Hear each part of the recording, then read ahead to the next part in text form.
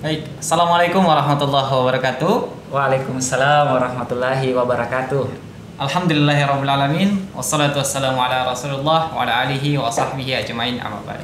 Sahabat podcast MPM yang insyaallah dirahmati Allah subhanahu wa ta'ala dan selalu dicintai oleh Allah subhanahu wa ta'ala. Alhamdulillah, ya, mari kita bersyukur kepada Allah subhanahu wa ta'ala pastinya.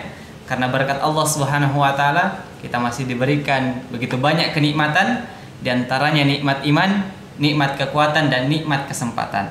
Nah, salawat serta salam semoga selalu senantiasa tercurahkan kepada baginda Nabi kita, suri tauladan kita, baginda Rasulullah Sallallahu Alaihi Wasallam. Baik, sahabat podcast MPM yang insyaallah dirahmati Allah Subhanahu Wa Taala dan selalu dicintai oleh Allah Subhanahu Wa Taala. Pada podcast kita kali ini akan membahas yang sangat berbeda dari podcast-podcast sebelumnya. Ya, jadi podcast kita kali ini akan membahas terkait millennials mahasiswa melek zakat, zakat sebagai instrumen pengentasan kemiskinan, peluang, tantangan, dan solusi. Masya Allah. Tentunya untuk membahas materi kita kali ini, kami menghadirkan narasumber yang salah satunya berkecimpung di praktisi zakat, yaitu Kak Arsal Salamah. Assalamualaikum warahmatullahi wabarakatuh. Waalaikumsalam warahmatullahi wabarakatuh. Bagaimana kabar nih Kak? Alhamdulillah. Alhamdulillah. Sehat, luar biasa. Masya Allah. Dinda, bagaimana kabar? Alhamdulillah Kak. Alhamdulillah. Sehat juga. Bagaimana nih Kak? Apa nih kesibukan Kakak selama pandemi? Ya, terkait kesibukan, alhamdulillah tidak ada bedanya dengan sebelum pandemi dan pada saat pandemi. Tetap masih sibuk dengan dunia persakatan dan juga sembari mengurusi zakat. Kami juga sementara melanjutkan studi di Unhas, program magister, program studi agribisnis, dan juga ada beberapa bisnis yang sedang kami jalankan. Doakan semua lancar semuanya. Ya, mari kita doakan semoga bisnis dari Kak Arsal berjalan dengan lancar. Amin. Masya Allah. Ya. Baik Kak, sebelum kita melangkah lebih jauh nih Kak, mungkin dari sahabat-sahabat podcast MPM, mahasiswa di Unhas ini masih belum tahu apa sih zakat itu. Ya, mungkin Kakak bisa jelaskan sedikit terkait itu Kak. Masya Allah. Jadi betul sekali bahwa zakat ini masih cenderung awam, ya. belum familiar di telinga kita. Apatah lagi teman-teman mahasiswa di luar sana mungkin masih sedikit yang tahu tentang zakat. Padahal ini merupakan salah satu kewajiban kita dan bagian dari rukun Islam. Ya.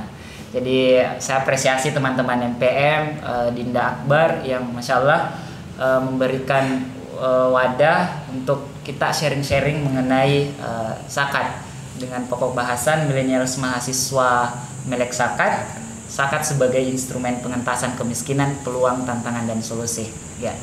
Nah, berbicara tentang zakat, jadi tadi sudah dikatakan bahwa zakat adalah rukun Islam dan zakat ini berasal dari kata zakah yang artinya berkembang, bersih, suci, subur.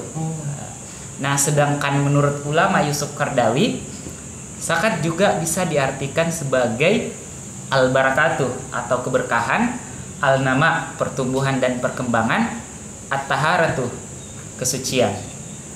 Nah, sedangkan menurut istilah zakat itu merupakan harta yang kita keluarkan dengan jumlah tertentu di waktu yang tertentu dan diperuntukkan juga untuk orang-orang yang tertentu pula. Apa nih Kak maksud dari jumlah tertentu, waktu-waktu tertentu, dan orang-orang tertentu? Iya, ini sudah masuk ke syarat-syarat wajib zakatnya. Jadi maksud dari jumlah tertentu, waktu tertentu, dan kepada orang-orang tertentu. Jadi sebelum saya singgung, jadi ada syarat wajib zakat. Jadi kita tidak serta-merta langsung mengeluarkan zakat. Jadi harus memenuhi syaratnya. Nah, yang pertama tadi tentunya yang beragama Islam, beragama Islam. Jadi di luar Islam itu tidak diwajibkan membayar zakat. Nah, yang kedua merdeka. Ini sudah di zaman sekarang kita sudah merdeka semua, dalam artian tidak ada lagi perbudakan, tidak ada lagi hamba sahaya. Nah, maksud tadi pertanyaan Dinda bahwa apa maksud dari jumlah, waktu, dan orang-orang tertentu tadi. Nah, jumlah kalau di istilah dari zakat nisab.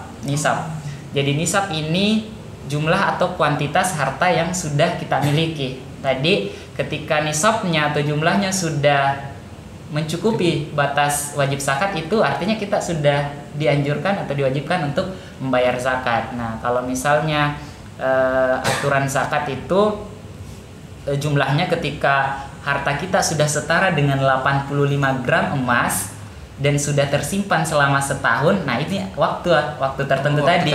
Ya, jadi ketika harta sudah tersimpan selama setahun, atau istilah di dunia persakatannya haulnya sudah sampai, maka itu juga kita wajibkan. Nah, jadi kalau misalnya jumlahnya harta kita setara 85 gram emas tapi belum sampai setahun, nah, artinya belum wajib juga. Nah, jadi harus jumlahnya sudah 85 gram emas, harta ini tersimpan sudah setahun, baru wajib zakat.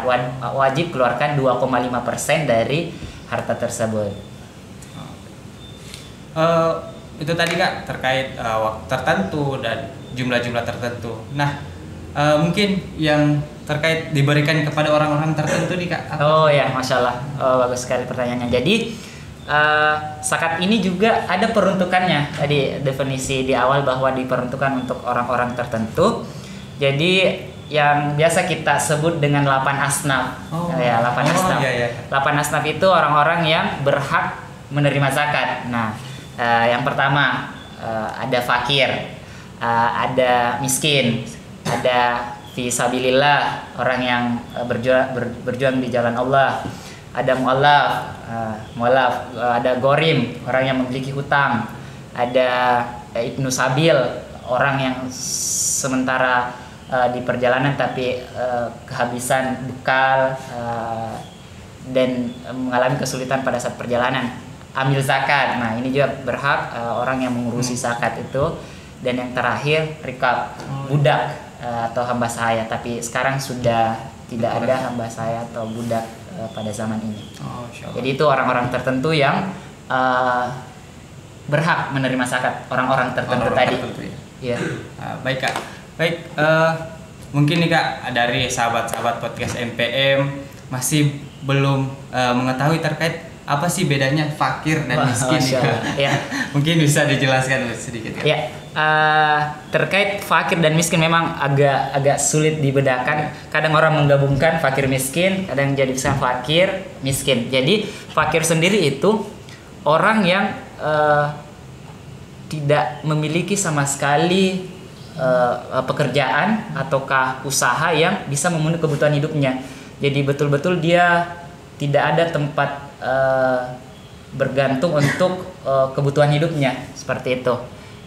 Adapun miskin, orang ini punya pekerjaan, punya usaha, tapi belum mampu untuk memenuhi kebutuhan hidupnya. Jadi itu bedanya. Kalau fakir sudah ada, fakir belum ada pekerjaan, belum ada usahanya, tidak ada sama sekali. Adapun miskin sudah ada, tapi ternyata dari pekerjaan dan usaha itu masih belum bisa memenuhi kebutuhan hidupnya. Itu perbedaannya. Insya Allah. Terima kasih Kak.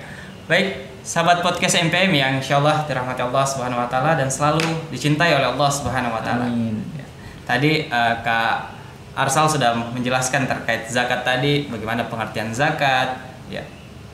Siapa-siapa saja yang bisa menerima zakat, pada waktu apa sih yang diterima zakat dan sebagainya. Nah, dari sahabat-sahabat podcast nih Kak, mungkin masih banyak yang belum tahu kan, baru 2 yang dia tahu zakat nih. Ada zakat mal dan zakat fitrah. Ya. Betul.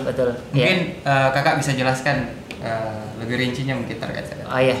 Ya, betul sekali bahwa kebanyakan dari kita, mungkin Dinda Akbar juga. Yang familiar di masyarakat kita, betul hanya 2 zakat itu, zakat fitrah dan zakat harta atau zakat mal.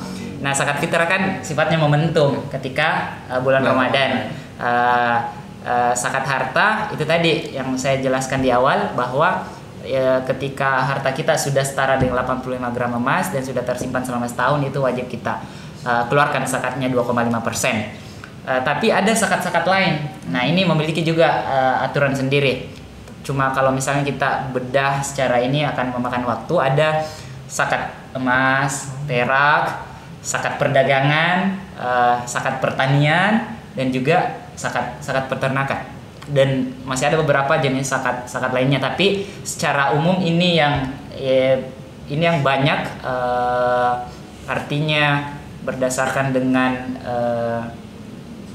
keumuman masyarakat kita ya, kebanyakan ini ada zakat perdagangan, pertanian, dan peternakan. Insyaallah. Seperti itu. Baik. Jadi tidak hanya dua jenis zakat tadi, zakat fitrah dan zakat harta, tapi banyak jenis zakat yang lainnya. Ya, banyak sekali jenis zakat ya. Iya, makanya perlu betul-betul kita ini khatam dan pelajari tentang zakat. Ya. Iya. Baik Kak. Menyinggung tadi terkait pembahasan sebelumnya nih Kak. Jadi bagaimana sih potensi zakat di Indonesia nih Kak, dalam halnya mungkin sebagai instrumen pengentasan kemiskinan dan pemerataan kesejahteraan? Masya Allah, berat ya. Iya, jadi mengenai potensi zakat di Indonesia, jadi ini menjadi program pemerintah juga. Bagaimana zakat ini betul-betul bisa berdampak, bisa membawa efek kepada seluruh penduduk, seluruh masyarakat Indonesia untuk tadi seperti topik kita, tema kita mengentaskan kemiskinan dan meratakan kesejahteraan. Nah, kita merujuk kepada data terkait potensi zakat. Kita tahu bahwa negara Indonesia, negara kita dijuluki dengan negara Muslim terbesar di dunia. Muslim terbesar dunia tercatat di Kementerian Agama itu jumlah penduduk Muslim di Indonesia itu sekitar 223.711.000 sekian jiwa. Jadi ada 223 juta.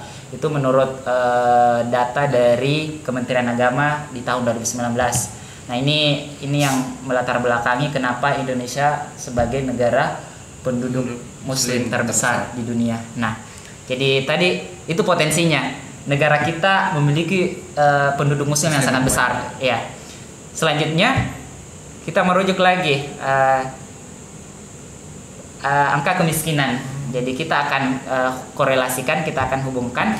Jadi menurut BPS di tahun 2020 terakhir bahwa angka kemiskinan di Indonesia itu sekitar ada 26.420.000 jiwa.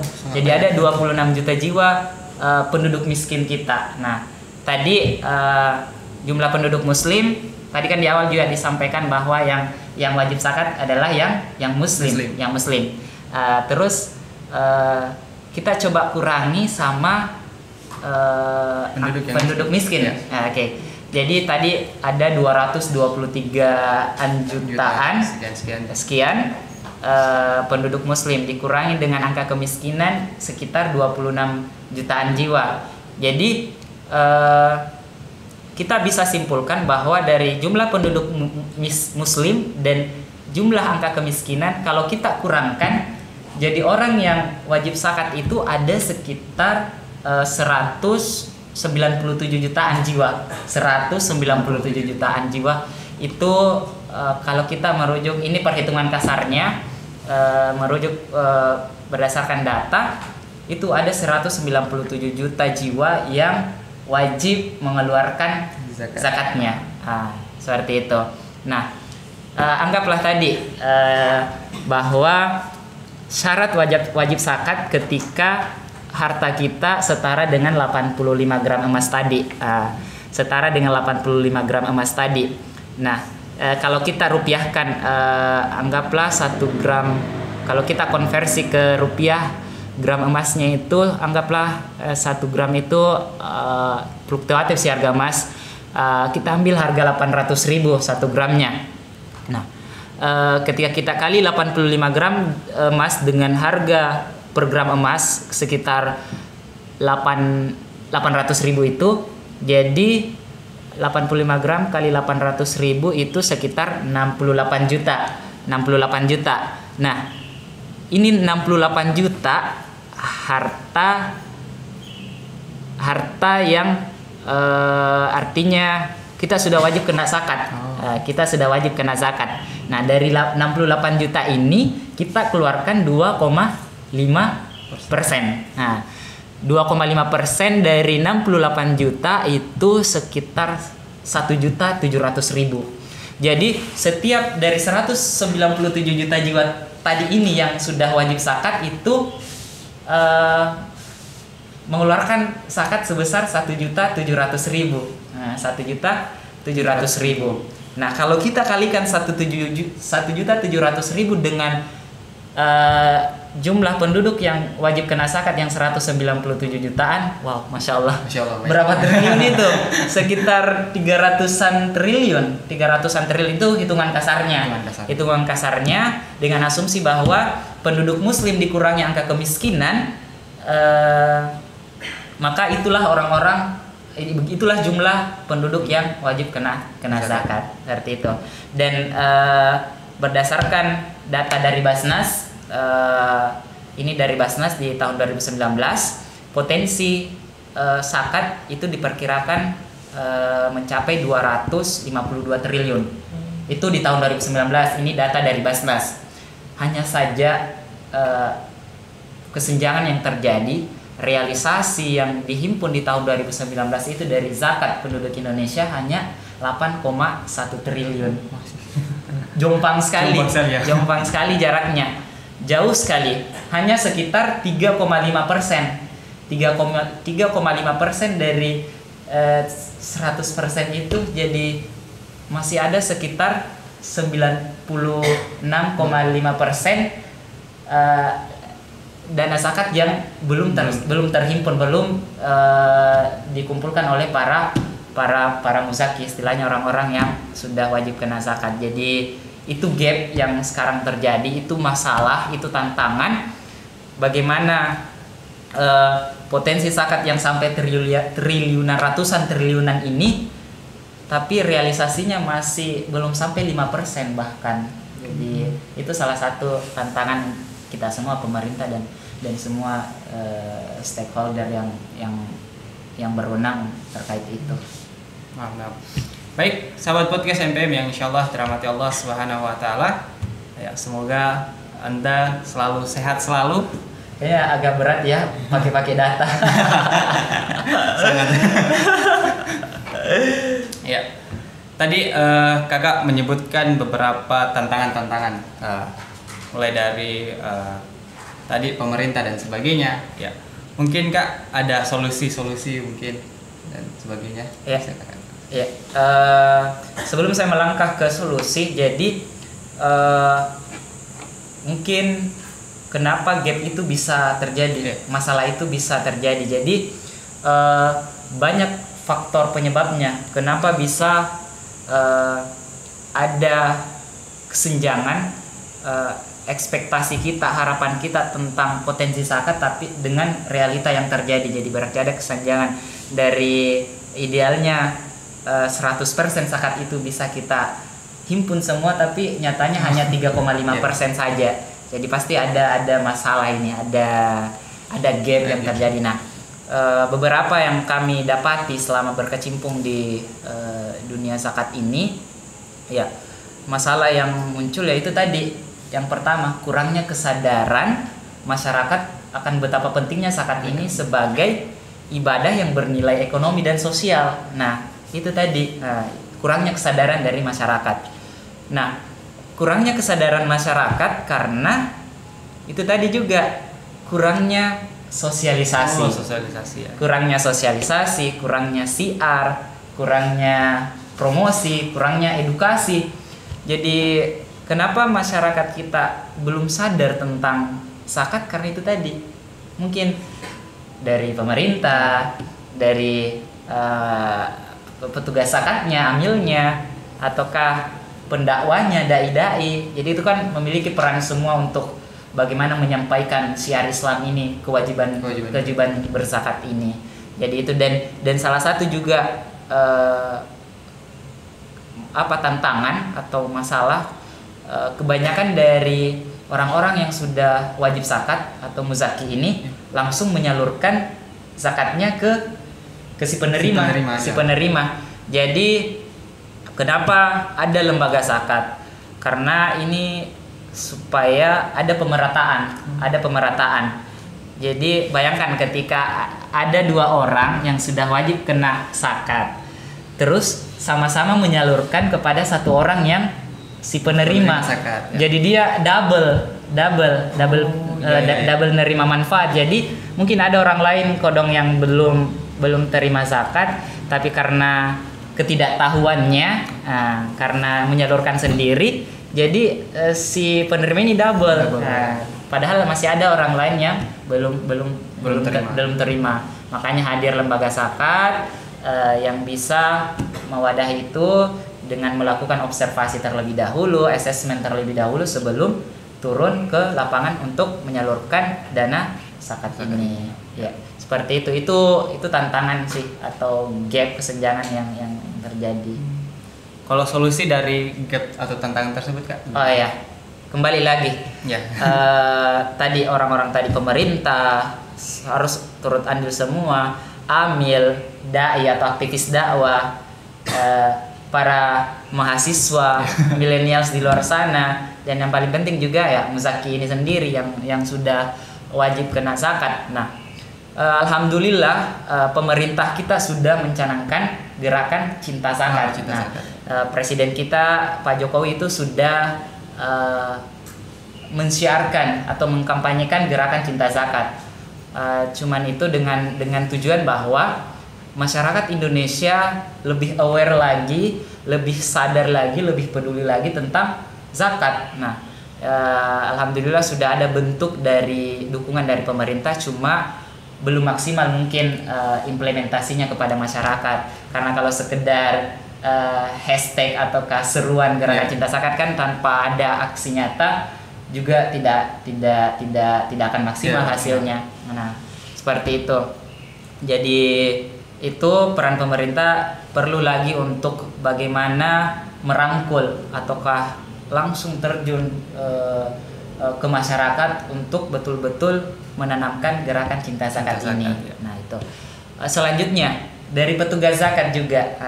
Ini solusi dari petugas zakat. Jadi amil ini sebaiknya lebih semangat lagi, lebih masif lagi dalam mempromosikan, mensosialisasikan, mengedukasi masyarakat tentang pentingnya zakat ini. Karena kita tahu bahwa zakat bukan hanya tadi perkara pengentasan kemiskinan, ini merupakan kewajiban kita. Ini syariat dari agama kita. Nah, dari syariat ini ada hal lain yang bisa menambah dampak positif, tadi pengentasan kemiskinan, pemerataan kesejahteraan, dan lain sebagainya. Nah, itu dari amil, dari dai juga memiliki, dari pendakwah, aktivis dakwah seperti Dinda Akbar mungkin dan teman-teman MPM yang lain, bisa juga menjadi duta zakat, artinya pelopor zakat. Jadi ini bagian dari syariat, jadi bisa saja kita sisipkan di konten-konten dakwah kita, di taklim-taklim kita, di kultum-kultum kita tentang keutamaan dari zakat ini. Nah, yang tak kalah penting juga mahasiswa pada umumnya, intelektual muda kita tahu bahwa Tridharma perguruan tinggi ada pengabdian kepada masyarakat. Nah, bisa nih mahasiswa mengambil jalan di pengabdian masyarakat. Contohnya mungkin pada saat KKN. Buat penyuluhan entahkah penyuluhan tentang zakat, penyuluhan pertanian, kan tadi ada zakat pertanian. Bisa penyuluhan pertanian tapi disisipkan nanti tentang zakat pertanian. Jadi itu bisa sekali teman-teman mahasiswa di luar sana bisa lakukan pada saat mungkin ada kegiatan charity-nya, baksosnya, diselipkan tentang bagaimana sih keutamaan zakat ini. Apalagi kalau misalnya kita ke daerah, bawalah materi tentang zakat pertanian, ajarkanlah, edukasikanlah masyarakat tentang zakat pertanian, zakat peternakan, seperti itu.